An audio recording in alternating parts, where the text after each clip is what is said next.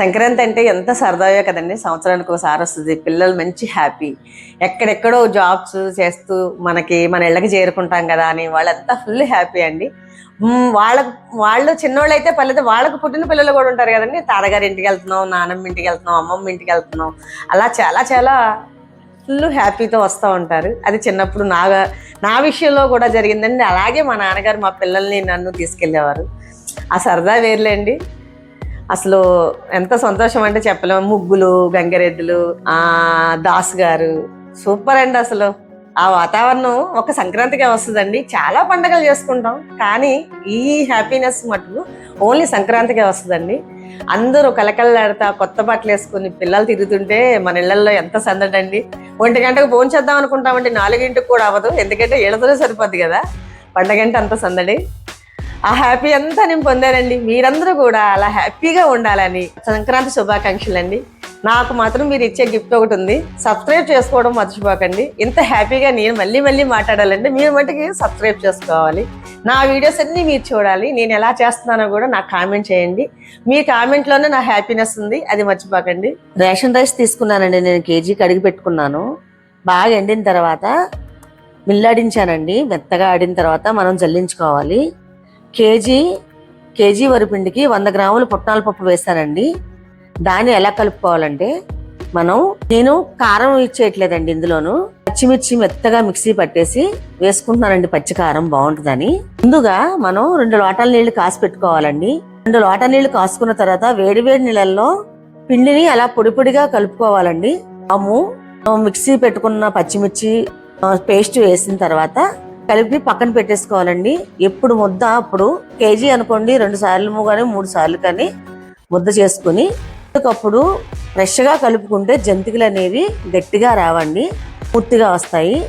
ఒకేసారి కలిపామనుకోండి వస్తాయండి. అదిగో జంతికలకి ఇద్దలో పెట్టాలి కదండి. మనం అలా కరెక్ట్గా ముద్ద చేసుకొని నొక్కుకుంటే జంతికలు చక్కగా వస్తాయండి. అదిగోండి చూడండి, వదిన గారు వేస్తున్నారు. అంత స్మూత్గా రావాలంటే మనం ఎప్పుడు పిండి అప్పుడు కలుపుకొని పెట్టుకోవాలండి. అది మట్టుకు మర్చిపోకూడదు. మొత్తం ఒకసారి కలుపుకున్నాం అనుకోండి, కలిపిన పిండి ఎక్కువ టైం నానితే జంతికలు ఎర్రగాను గట్టిగా కూడా వస్తాయండి.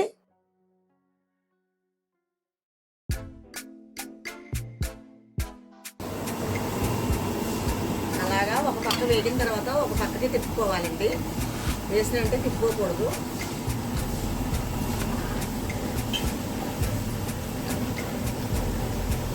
మనం జంతికలు పట్టడంలో సైజు ఎంత పడుతుందో చూసుకొని ఇలా చేసుకొని ఎప్పటికొద్దు అప్పుడు ఇలా పెట్టుకోవాలండి. మనం కేజీ పిండి కలుపుకుందాం అనుకున్నాం అనుకోండి, కేజీ పిండి ఒకేసారి కలుపుకోకూడదు, గట్టిగాను ఎర్రగా వచ్చేస్తాయి జంతికలు. హాఫ్ పిండి కలుపుకొని మళ్ళీ హాఫ్ పిండి సన్నీళ్ళతో కలుపుకోవచ్చండి. ముందు వెన్నీళ్ళతో మనం ఇలా పిండిగా కలిపి పెట్టుకున్నాం కదా, ఇలా కలుపుకున్నాం కదండి. సాల్ట్ అన్నీ కరెక్ట్గా వేసుకున్న తర్వాత ఇది ఇలా ఉంచుకొని ఎప్పుడు ముద్ద అప్పుడు ఇలాగా నేను ఇలా కలుపుకుంటానండి. ఇలా కలుపుకోవడమే. అప్పుడు ఏంటంటే నూనె లాగదు, ఎరుపు రాదు, జంతి గుల్లగా వస్తుంది, గట్టితనం అనేది రాదు.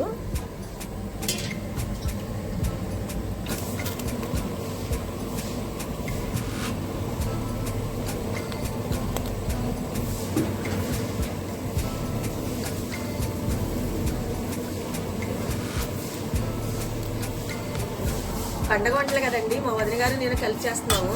అదిగో చూసారా ఎంత బాగా వచ్చాయో జంతికలు.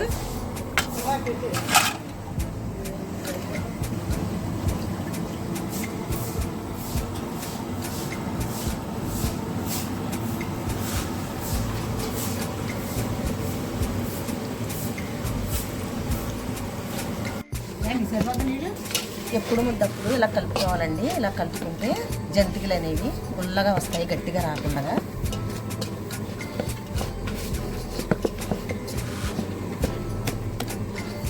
చూడండి, ఇలా స్మూత్గా వచ్చేలాగా మనం కలుపుకోవడమే.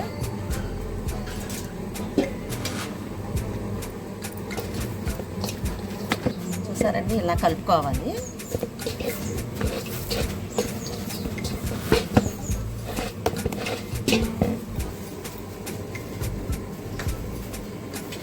ఇలా మెత్తగా పట్టుకోవాలండి పచ్చిమిర్చి కారం. ఇది టేస్ట్ చాలా బాగుంటుందండి. ఇలా పట్టుకోండి మీరు.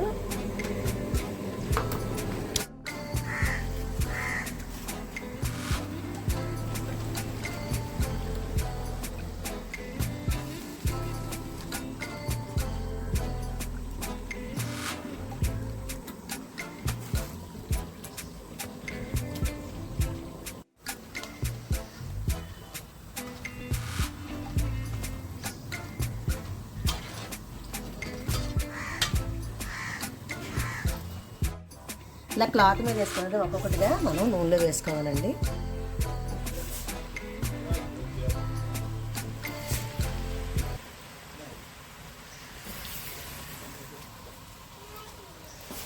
చాలా బాగా చేశారండి.